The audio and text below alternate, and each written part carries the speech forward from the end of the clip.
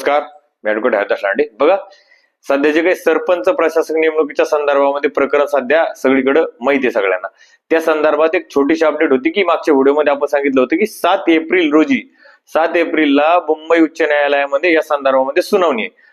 या सुनावणीमध्ये काय होतं या गोष्टीकडे जवळपास बऱ्याचशा लोकांचं लक्ष लागलं होतं आणि बरेचसे लोक या संदर्भात अपडेट काय येते हे गोष्टीसाठी माहिती विचारत होते किंवा बऱ्याचशा प्रमाणात मला लोकांनी फोन्स केले, मेसेज केले, व्हॉट्सअपवर याच्यावरती मेसेज करून विचारले की सर 7 एप्रिलला सरपंच प्रशासक नेमणुकीच्या प्रकरणामध्ये उच्च न्यायालयामध्ये काय सुनावणी झाली किंवा कुठला अंतरिम आदेश दिला का किंवा कुठला फायनल आदेश दिला का.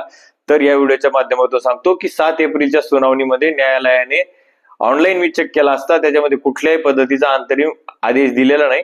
या संदर्भात जी काही पुढची सुनावणी आहे याच्यामध्ये तारीख वाढून देण्यात आलेली आहे आणि ती तारीख आहे 27 एप्रिल. आता येणाऱ्या 27 एप्रिलला परत सरपंच प्रशासक नेमणुकीच्या प्रकरणामध्ये काय होतं हे आपल्याला येणाऱ्या 27 तारखेला कळेल किंवा त्याच्यानंतर परत तारीख वाढती किंवा त्या दिवशी हिअरिंग होती किंवा त्या दिवशी प्रकरण निकाली निघतं.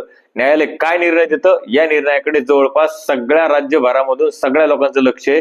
विशेष करून जे लोक राजकीय संबंधित लोक आहे त्या लोक या गोष्टीकडे आतुरतेने बघतात आणि ज्या लोकांना येणाऱ्या ग्रामपंचायतमध्ये तयारी करायची किंवा निवडणुकीसाठी तयारी करतात ते लोक विशेष करून ह्या गोष्टीकडे खूप बारकाईने बघतात.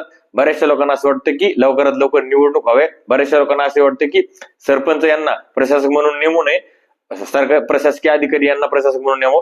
परंतु ह्या सगळ्या गोष्टीचं उत्तर आता आपल्याला जे मिळणार आहे ते न्यायालयाच्या निर्णयातून मिळणार आहे. न्यायालय काय निर्णय देतं हे येणाऱ्या 27 तारखेला किंवा त्याच्यानंतर जेव्हा तारीख ठेवी न्यायालय त्या दिवशी आपल्याला या संदर्भात सविस्तर माहिती कळेल. अद्याप 7 तारखेला कुठल्या पद्धतीचा कसली हिअरिंग झाली नाही किंवा या संदर्भामध्ये फक्त तारीख वाढून देण्यात आलेली आहे. या संदर्भात कुठलाही अंतरिम किंवा फायनल आदेश झालेला नाही हेच या व्हिडिओच्या माध्यमातून सांगायचं.